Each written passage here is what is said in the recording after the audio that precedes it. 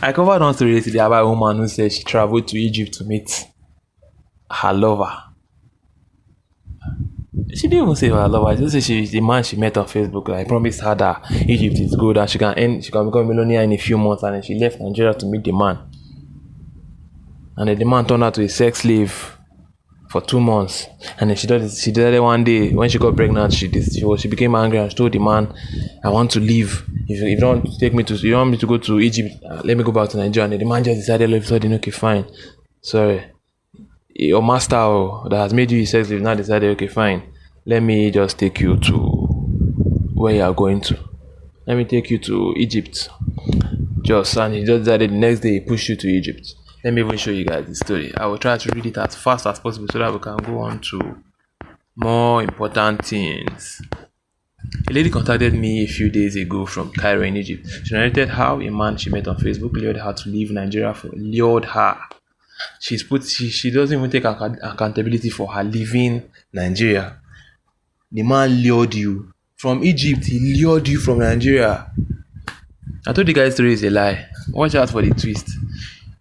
How a man lured her to leave Nigeria for Egypt to have a better life. Her story is so touching. I will try to summarize it as short as possible.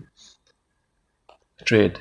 She said she met a man on Facebook who told her he could help her get to Egypt. She said the man told her so many nice things about Egypt and how she could become a millionaire in a few months of working there. The man helped her with her visa and flight ticket.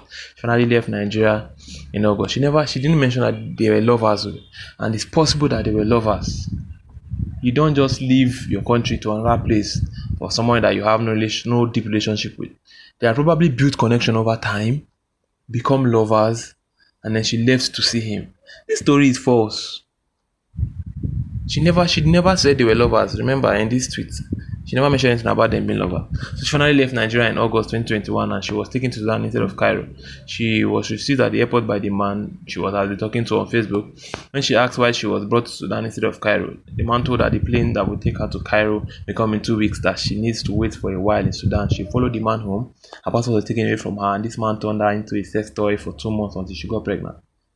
When she noticed she was pregnant, she confronted the man and demanded to return to Nigeria if the Cairo trip was no longer possible. The next day, the man told her to prepare for Cairo, that the plane will land that day. He drove her to a motor park and gave her her passport. A man that you're pregnant for wants to get rid of you so quickly. He did not even wait for you to give birth. This story is false. The man let go of his child like that just because of your quest for money and a better life in Egypt. I'm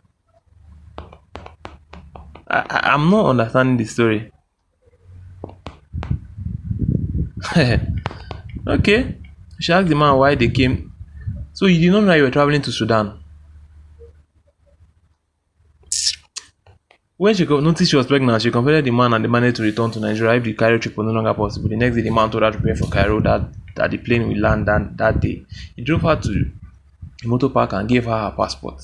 She asked the man why they came to the park instead of the airport. She was told there was no plane and she would have to travel by road to Cairo. She was pushed into a truck. A pregnant woman. The man was there. She was pushed into a truck and the man left. That means the man was there.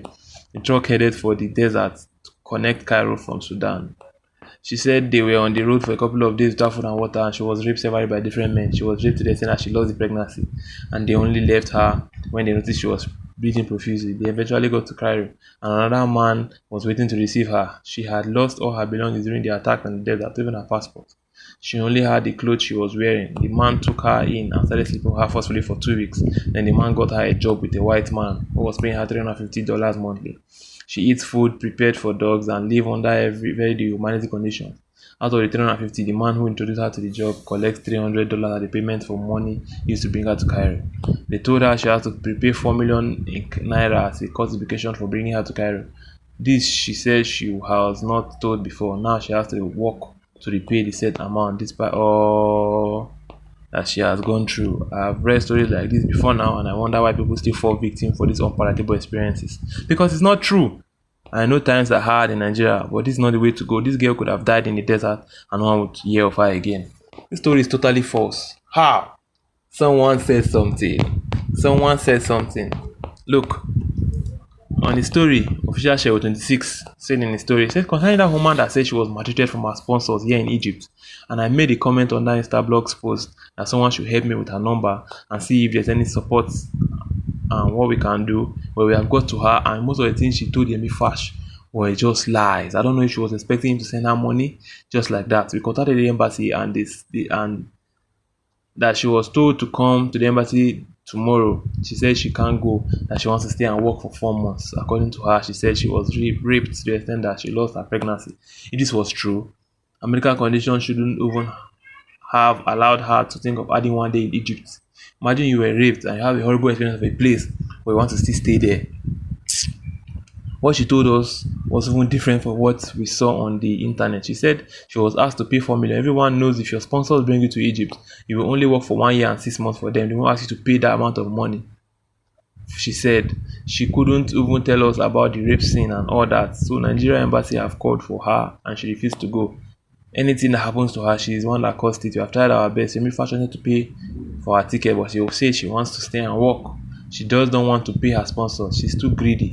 She don't want to work for them for that 1 year and 6 months. That's why she lied that she's being maltreated and treated unfairly. She knows if she goes to the embassy, it will be known that all what she just narrated was just a sin that she created on her own.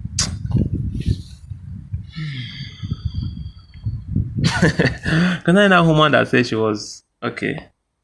So you guys see. You guys see. I told you guys that this story does not add up, right? And the next day, see what's coming out. Whatever. I just want to cover the story again and show you guys that you don't just have to men you don't have to just believe women like that. Whatever they say, you just go with it. They are bad women, remember. They are good women, remember. They are good men. They are bad men. See you in the next video, guys. Ciao.